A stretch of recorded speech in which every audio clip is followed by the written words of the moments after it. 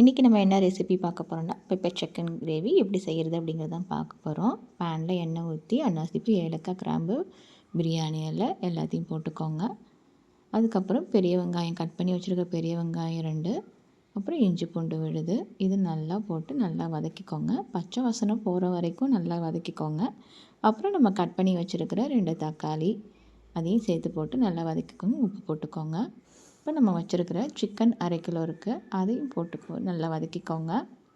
அப்புறம் மிளகாத்தூள் 1 table spoon,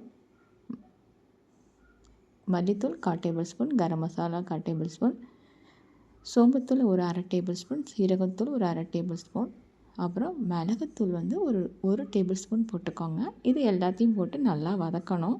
பச்சை வாசனை போகிற வரைக்கும் கொஞ்சம் நல்லா வதக்கிக்கோங்க. தண்ணி ஊற்றிக்கோங்க. அதிலே மிளகுத்தூள் கொஞ்சம் போட்டுக்கோங்க. நல்லெண்ணெய் ஸ்பூன் சேர்த்துக்கோங்க. இப்போ சிக்கன் பெப்பர் கிரேவி ரெடி.